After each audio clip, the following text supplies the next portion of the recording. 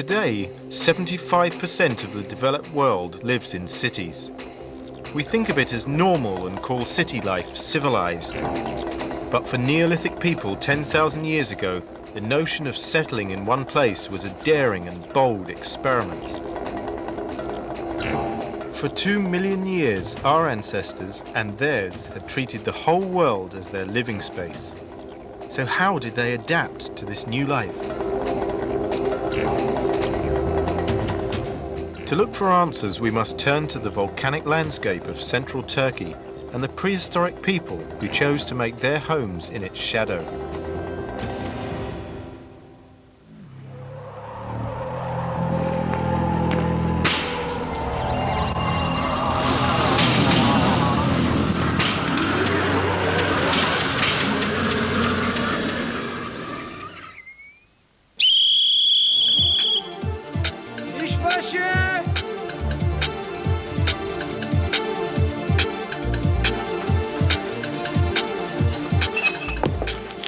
The excavation at CatalhoyukActivityIntro has unearthed the most spectacular example of Stone Age civilization ever found. Layer upon layer of remains of what was once a vibrant, Neolithic new town of 10,000 people. This was the very first time so many people had ever lived so tightly packed together. They spanned two worlds.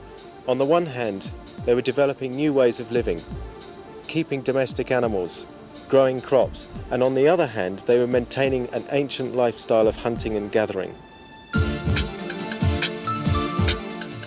A nomadic lifestyle is no preparation for setting up a city. They had no blueprint for their new life, but lived in a densely packed honeycomb of mud brick houses. Any space between the buildings they used for dumping waste and refuse.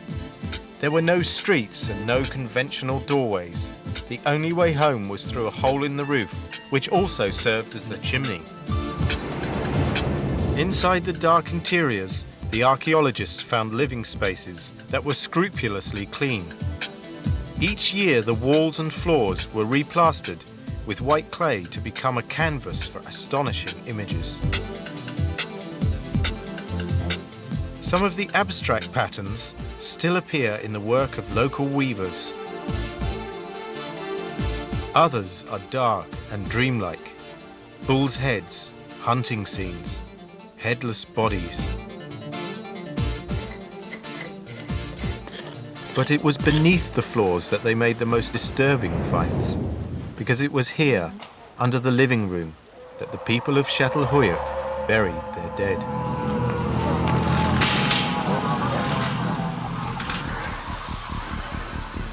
The word Hoyuk means mound. CatalhoyukActivityIntro is a mound made up of many generations of prehistoric people.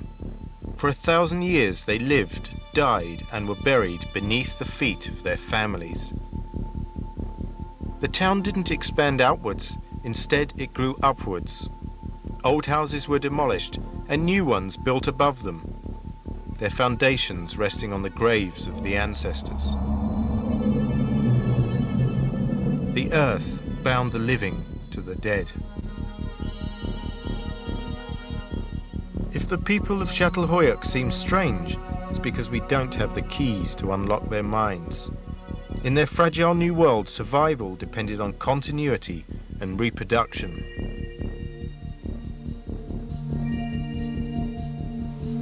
It would have been a harsh life compared to what we're used to today. But what we find is that the newly born and the infants make up the majority of our skeleton remains. We discovered this small baby skeleton, and we found that it was surprisingly undisturbed, but especially we found the bracelets in situ around the wrists of the baby, and these bone beads around the anklets showing that they would have been decorated as well. And do you think that these necklaces and bracelets were worn in life as well? Yes, it's possible that they were the few items that were theirs for the very short period that they were alive, and it may have been a ritual to have been buried with these personal items. In a community with many infant deaths, fertility is prized. Nearly 4,000 years before the temple builders of Malta, the people of CatalhoyukActivityIntro built their religion around a mother goddess. She spans the two worlds of the hunter and the farmer. Seated on a throne, she gives birth whilst holding a leopard on either side. As in Malta, this was a peaceful society. The enthroned goddess suggests that women may have had the dominant role, while men are most often shown hunting. This was a long period of transition. Men and women may have responded differently. Bone analysis suggests they might even have had different diets, with men getting more of their protein from wild animals, whilst women took theirs from the new domesticated breeds. Intriguingly, some male skeletons had their heads removed, reflecting the bizarre imagery inside the houses where vultures tear the flesh from headless corpses.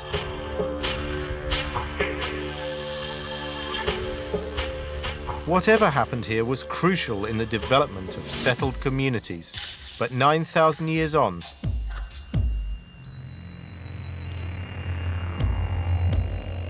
how can we make sense of it? The life of the people who lived here is at the same time alien and familiar. Because just like us, they had their families and they had their neighbours. They also swept their floors and they plastered their walls. They even emptied their rubbish bins, just like we do. But their religion with its strange and wonderful symbols is something much more difficult for us to grasp. What we have to understand is not only did they build their houses out of the earth, but their whole sense of the spiritual world was formed and moulded by it.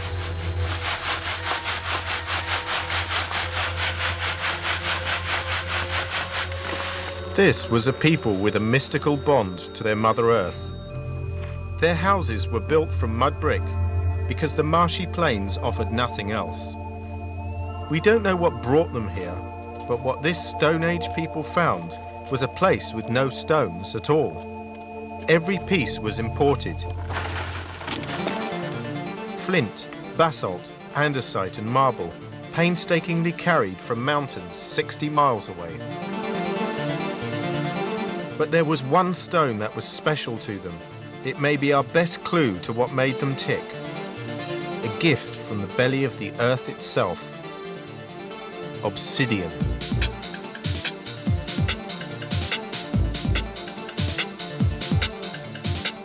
Obsidian is volcanic glass, a rare phenomenon caused by the rapid cooling of lava. It's among the hardest natural materials known to man. Here, it seems to have been charged with magical power.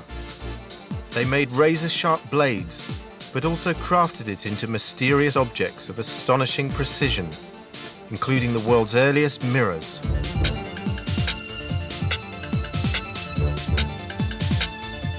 Today, thousands of fragments of shiny black obsidian litter CatalhoyukActivityIntro, all of it brought here by the people of prehistory, but we're still discovering how they worked with it.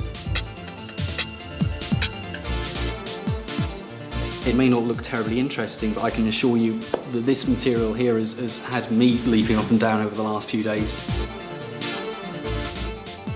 Here, for the first time, we actually had an in-situ scatter of material relating to the knapping of these quite small, fine blades. And what were they using it for? Primarily cutting implements. When you have a freshly knapped piece of obsidian, it's sharper than surgical steel. It's quite remarkable. You can actually play jigsaws with this material and show that some of this material joins back to each other. What astounded me was the way that they were able to make obsidian mirrors that are highly polished. How did they do that? We don't know. They are a remarkable technical achievement because, as you know, obsidian is a natural glass, as you can see here, has a naturally polished glass surface. In the production of these mirrors, they're taking large blocks and grinding it down, and then they're managing to regain a polish. We simply don't know how it's been done. There are many layers of mystery around our ancestors at CatalhoyukActivityIntro, but obsidian cuts to the heart of them.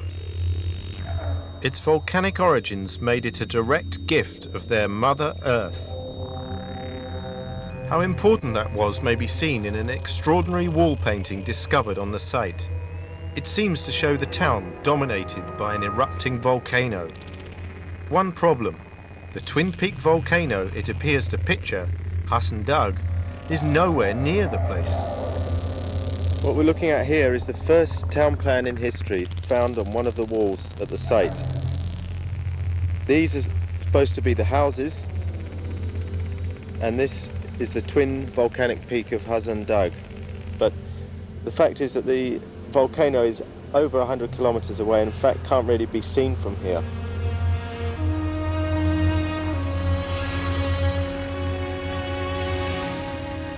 The only way to learn more is to go to the source of the obsidian, the ancient volcanic region of Cappadocia.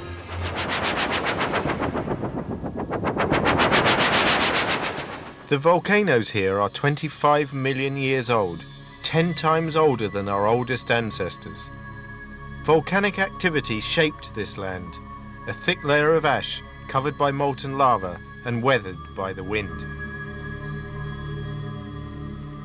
In this magical landscape, it's easy to understand the mystical link that the people of prehistory made between the earth, fertility, and procreation.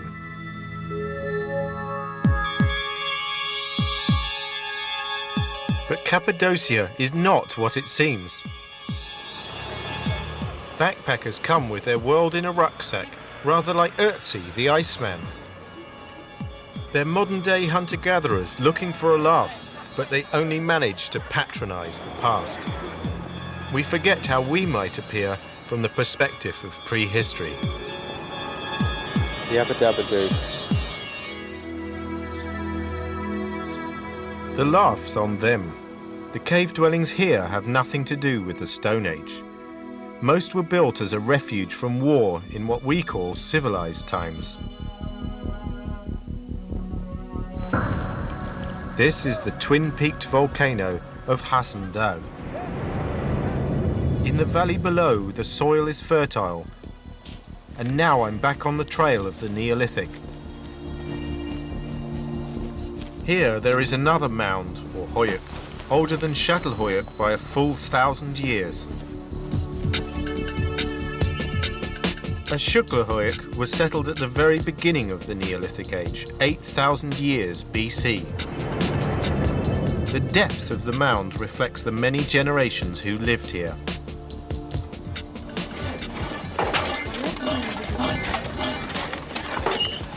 The site is smaller than CatalhoyukActivityIntro, but what's clear straight away is how similar it is.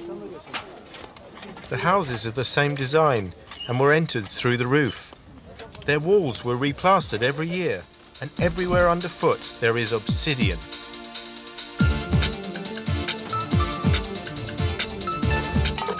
But do the connections go even further? This is the map from CatalhoyukActivityIntro, from the wall painting. Perhaps this is actually a map of this site and not of CatalhoyukActivityIntro at all. There's quite clearly cultural links between the two settlements, so it's possible that some kind of folk memories are preserved at CatalhoyukActivityIntro, and that's why they made this painting, this representation of somewhere else.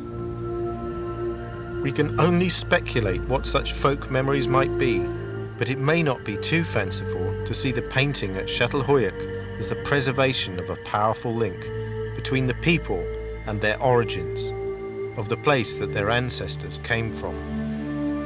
And though they lived earlier than the people of Chatal, the people of Ashukla were in no way inferior. Although Ashukla is 1,000 years earlier than CatalhoyukActivityIntro, there are a lot of things in common. For example, the plastered mud brick buildings are the same, right down to the burials under the floor. But here there are some differences because we have public areas such as this winding thoroughfare, and there's a wall made of stone surrounding the settlement. So just because this site is earlier doesn't mean we should look at it as a crude forerunner of CatalhoyukActivityIntro. prehistory is not simply a one-way street to progress, and the further back we go, the more interesting and the more mysterious the journey becomes. 10,000 years ago, in this place, men and women put the life of nomadic hunters behind them and embarked on a new journey into an uncertain future. They had no idea where their experiment in settled life would lead. But while they couldn't foresee the future, prehistoric people had the humility to draw on the past, the old knowledge won by their ancestors over many thousands of years. What we today call civilization would never have been possible without the accumulated wisdom of prehistory. We have seen that before history began, there were thousands of years of Neolithic innovations in architecture, in art, in technology and medicine, and the later civilizations built upon these. But even the Neolithic civilizations built on earlier Stone Age traditions. In order to find out what they were, we need to go back even further in time, back to a time when the climate was much harsher, the time we call the Ice Age.